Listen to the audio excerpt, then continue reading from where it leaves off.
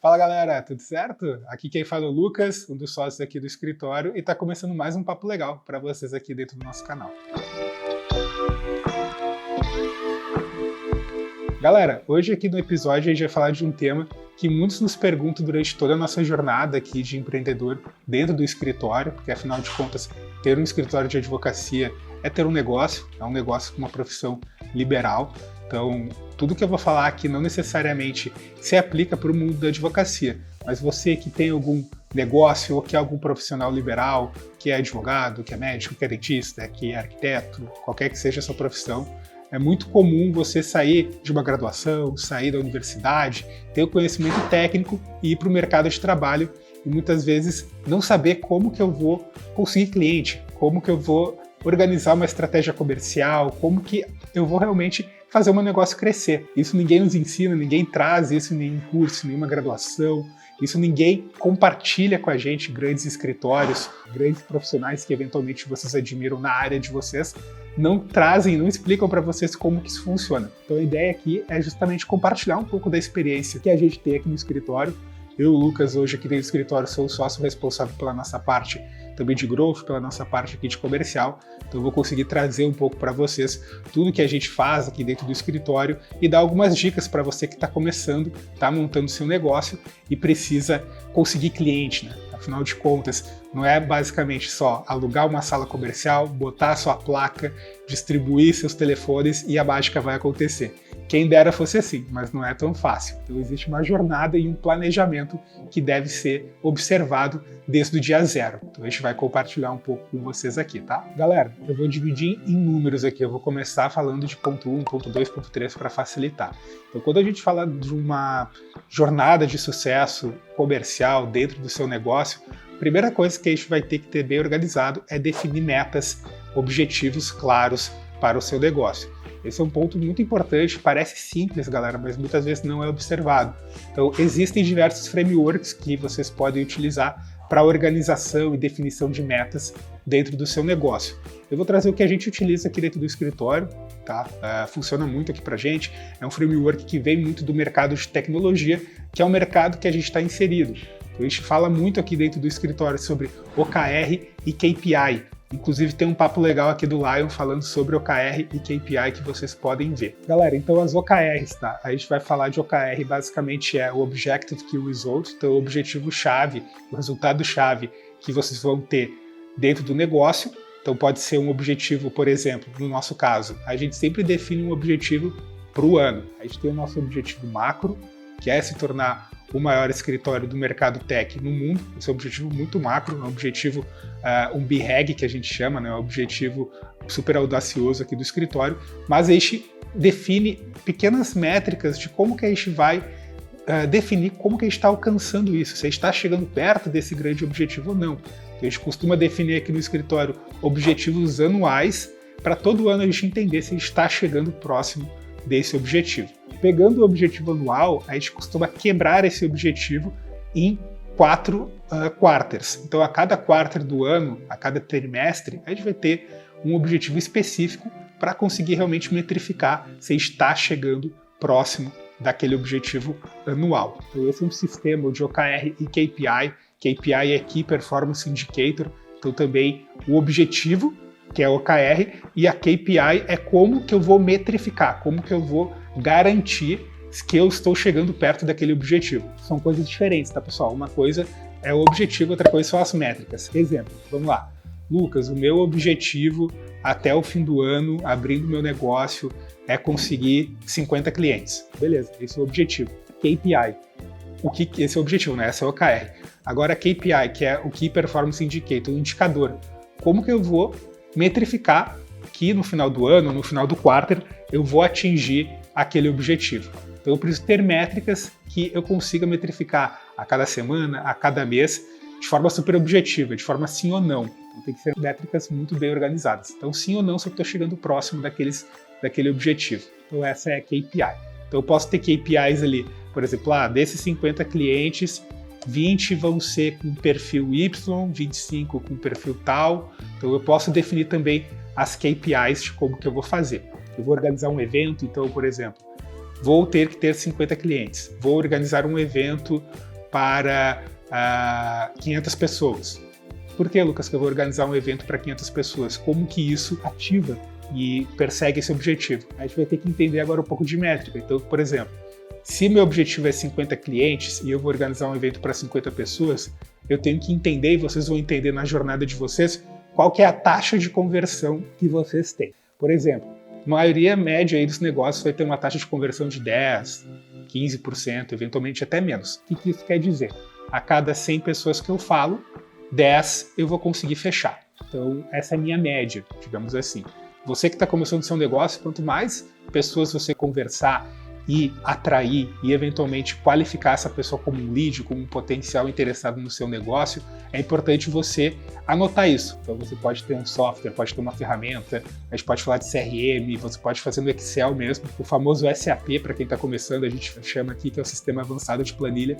Então não necessariamente você precisa gastar numa ferramenta. Tem ali uma planilha, mas tenha dados, tenha metrificado quantos leads você está conversando e quantos você está conseguindo converter, porque aí você vai conseguir ter uma base para chegar nesses 50. Então, por exemplo, Lucas, eu preciso chegar em 50 e eu vou organizar um evento para 500 pessoas. Beleza. Por que 500 pessoas, Lucas? Porque eu sei que matematicamente a minha taxa de conversão é 10%. Então, eu tenho mais chances de atingir esses 50 se eu fizer ali um evento com 500, 600 pessoas, colocando uma margem de erro.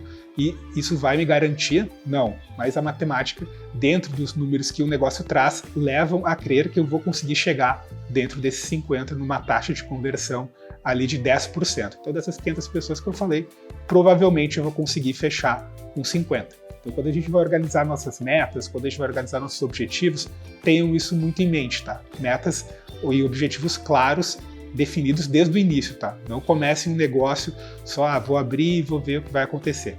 Não. Tenham definido desde o início qual que é o seu planejamento, qual que é a sua meta e como que você vai atingir aquilo. Galera, segunda grande dica. Análise da situação atual do mercado e da concorrência. Quando você está começando o seu negócio, você precisa entender, desde o início no seu planejamento, qual o mercado que você vai atacar. Então, qual que é o tamanho desse mercado? Vai ser o mercado ali da sua cidade? Vai ser o mercado estadual? Vai ser o mercado nacional? Vai ser o mercado global? Você precisa, desde o dia zero, ter isso organizado. Não necessariamente todo passo a passo. No primeiro mês vai ser vamos começar municipal, depois vai ser estadual.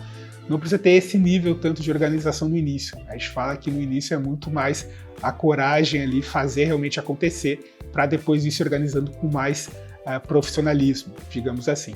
Mas é importante você entender qual que é o seu mercado. Tá? Não tem nenhum problema você começar sendo global desde o dia zero ou começar menor. Isso vai depender muito do seu mercado de atuação, vai depender muito da experiência que você tem. Hoje, com os meios digitais, com a call que a gente tem a todo momento, diversas profissões não necessariamente precisa estar dentro daquela cidade, precisa estar dentro do Brasil. Pode ser feito o atendimento internacional. Novamente, isso vai depender muito do seu cliente, de como o seu cliente prefere ser atendido. Aqui dentro do escritório, por exemplo, a gente tem clientes aí em mais de 11 países. Tem clientes que a gente nunca viu, e a gente tem um excelente relacionamento. Por quê? Porque dentro do nosso mercado, do mercado de advocacia para empresas de tecnologia, é um mercado que os clientes estão acostumados, preferem e não enxergam nenhum tipo de prejuízo ou problema nesse tipo de atendimento. Não necessariamente, se eu atender, por exemplo, direito de família, onde eu vou precisar ter um contato maior com a parte, eu não estou trabalhando tanto com empresa, eu estou trabalhando mais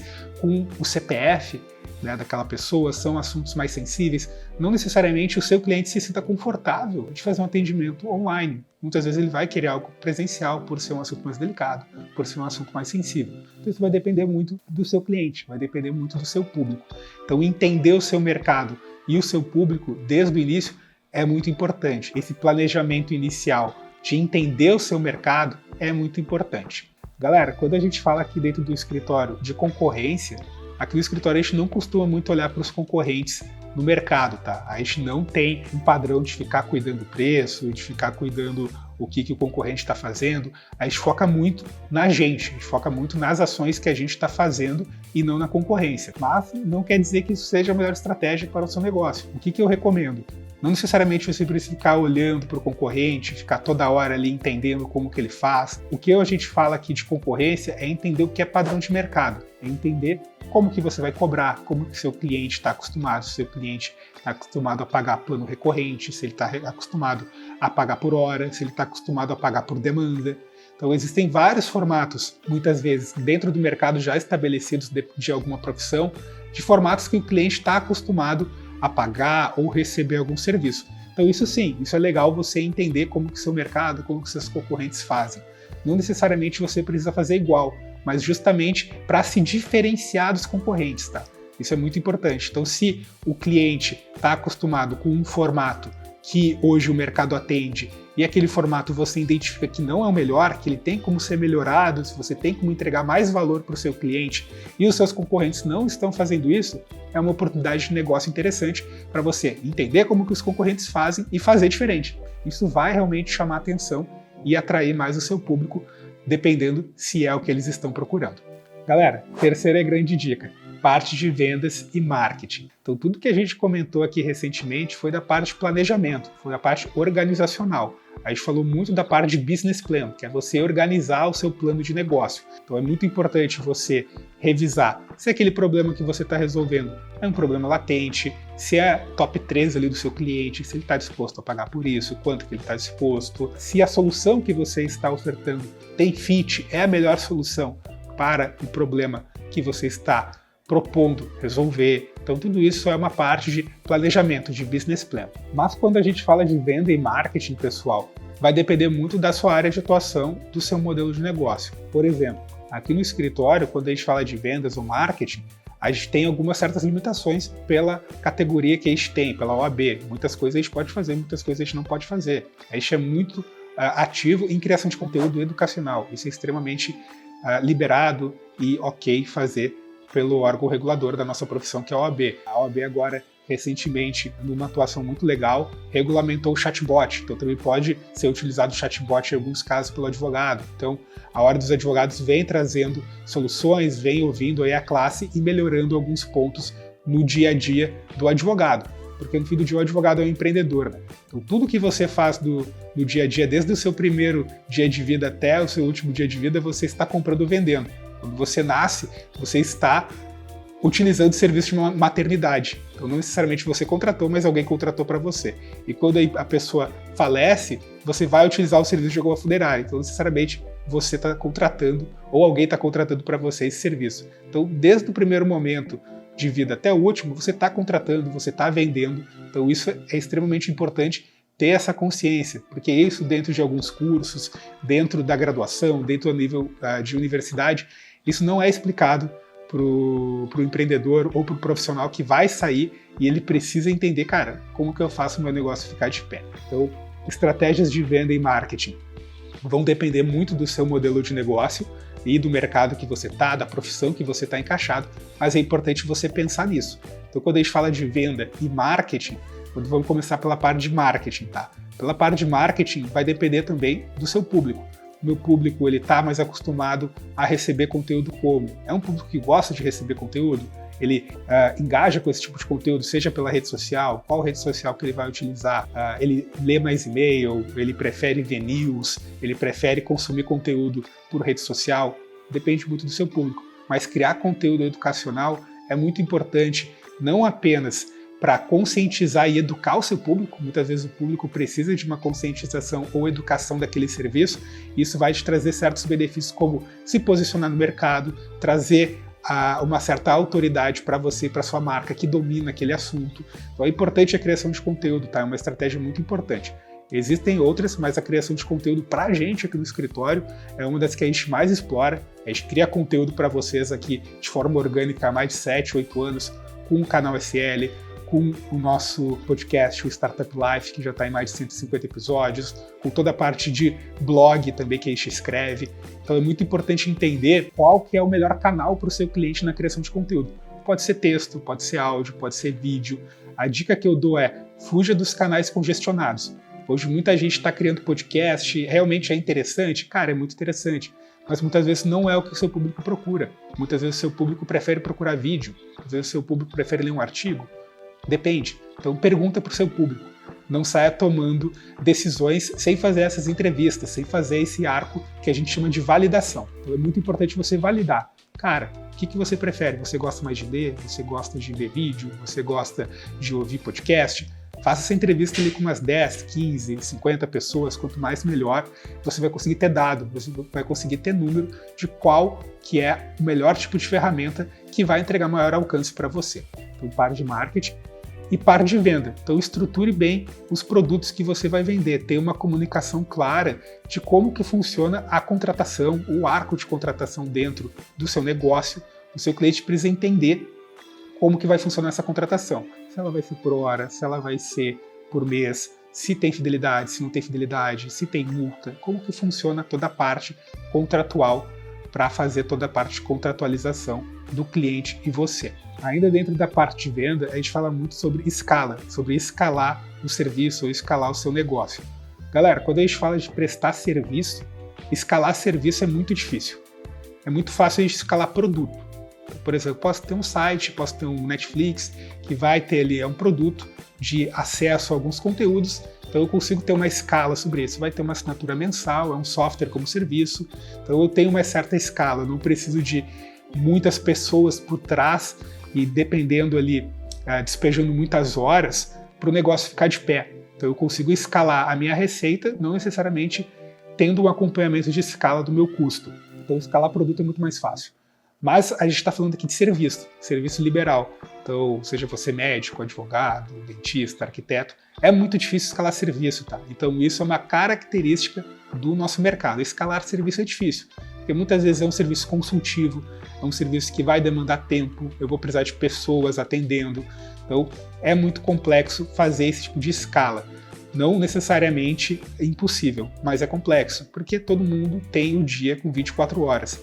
Então, é muito complexo você criar processos e mecanismos que vão te trazer mais escala. Eu vejo muitos negócios pegando a parte de venda, digamos assim, só para o sócio. Então, só o sócio fundador vai vender. Cara, isso é muito complexo, porque não necessariamente é a melhor estratégia. Muitas vezes o sócio ele vai ter que vender, ele vai ter que controlar financeiro, ele vai ter que controlar administrativo, ele vai ter que atender, ele vai ter que fazer a parte técnica, ele vai ter que fazer muita coisa no início. Então, ele já vai estar sobrecarregado. E venda é algo extremamente importante. Não adianta o negócio estar super bem estruturado, com os processos, ferramentas, produto muito bom, e ele não vender. O negócio não vai para frente.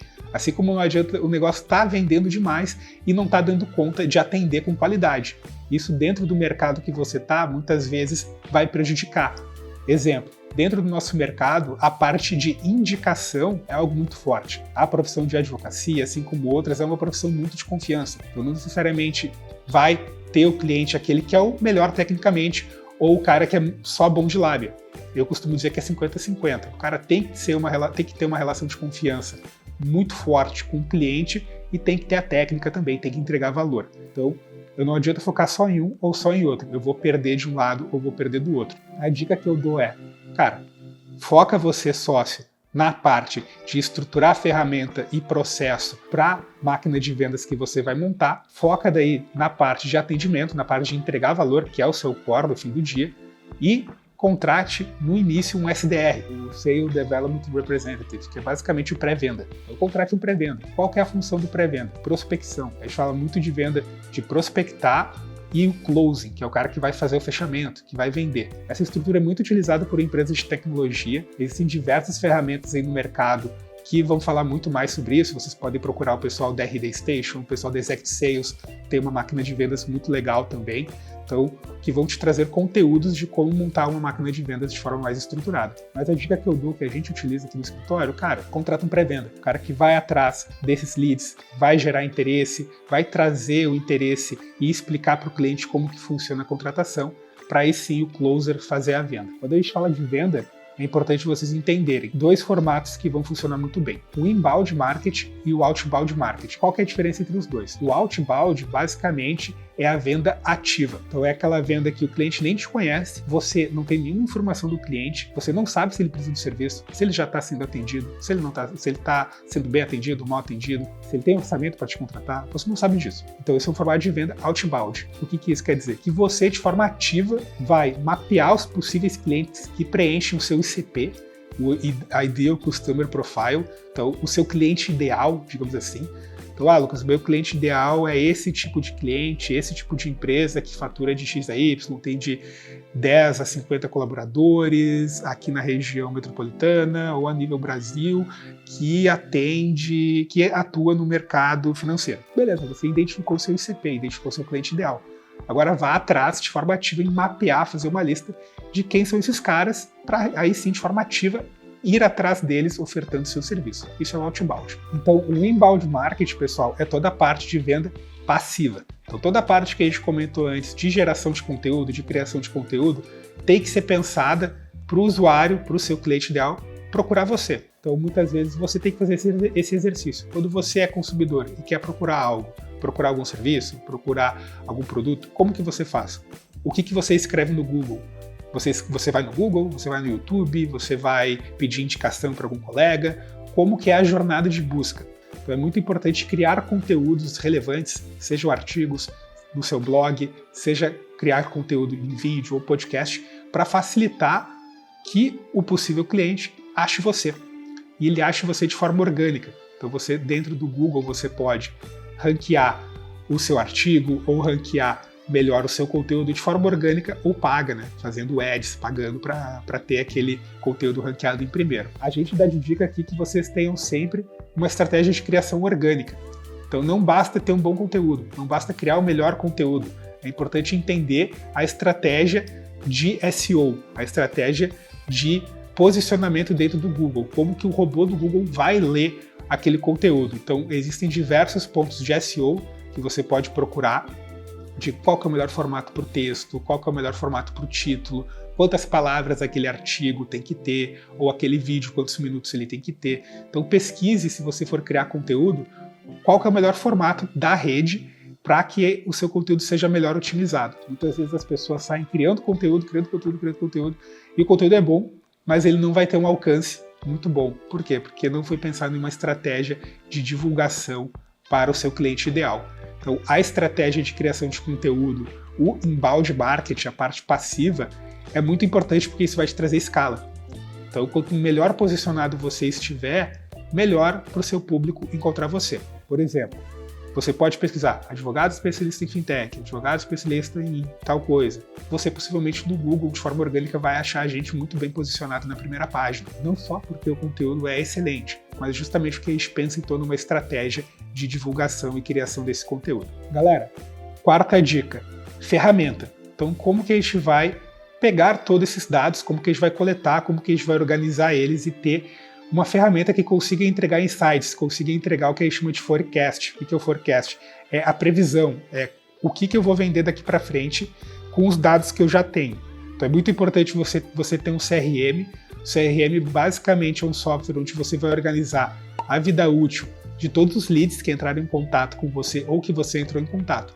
Então você consegue registrar: o Lucas falou comigo, tá aqui o telefone, tá aqui o cargo do Lucas, o e-mail do Lucas, ele falou comigo hoje, eu atendi, quem atendeu ele foi o Ariel, que atendeu o Lucas naquela data, eles fizeram reunião, não fizeram reunião, teve alguma ligação, não teve, o que foi falado naquela reunião, foi enviado proposta, não foi enviado proposta. Então, dentro de um CRM, você vai conseguir ter bem organizado a jornada desse lead e o funil de vendas que ele vai passar dentro do seu negócio. Então, por exemplo, pode ter o funil com a primeira etapa sem contato, então é o lead que você está indo atrás e cadastrou no CRM, ou o lead que veio atrás de você e você apenas cadastrou e não fez nenhuma ação. Depois, dentro do funil, primeiro contato, reunião marcada com o closer, aguardando feedback da proposta. Então, várias etapas de funil de venda que você pode estruturar para ter organizado e previsível quanto tempo aquele lead demora, em média, aquele perfil de lead demora, em média, para fechar com você. Tem um CRM muito bem organizado. Eu sei que é chato, eu sei que dá trabalho preencher CRM, é algo mais manual, alguém vai ter que parar, vai ter que escrever, vai ter que deixar ele atualizado. Isso realmente dá trabalho, pessoal. Mas é muito importante você ter uma ferramenta muito bem organizada para você conseguir metrificar, para você conseguir ter dado e fazer o seu planejamento do próximo ano, tendo como base os dados desse ano. Então você vai conseguir saber o que você fez certo, o que você não fez certo, o que você errou e tirar insights disso. Isso você só vai conseguir fazer com dados. Então, tem uma ferramenta muito boa. Existem diversas aí no mercado. Você pode ir atrás do pessoal da Tendari, você pode ir atrás do pessoal da Exact Sales, do pessoal da Pipe Run, da RD Station. Cara, ferramenta que mais existe, tá? E também você pode começar com um bom e velho Excel, que a gente deu de dica. Não saia gastando horrores em ferramenta, em marketing. Calma, primeiro você tem soluções um pouco mais caseiras que você pode começar no seu negócio e ir testando para ver se faz sentido para você. E se você começar a ter resultado, aí sim você pode começar a investir para otimizar ele. Então tá, galera, essas foram as 4 principais dicas que a gente separou aqui para vocês de como pensar no sucesso comercial do seu negócio. Então são dicas muito importantes que você, terminando o vídeo, já pode começar a implementar. Se você tem dúvida, comenta aqui pra gente nos comentários aqui no canal, a gente vai ter um super prazer em te responder, em conversar com vocês. A gente se vê no próximo Papo Legal. Não deixa de se inscrever no canal, de compartilhar e curtir o vídeo, isso ajuda muito o projeto aqui do escritório e a gente se vê no próximo.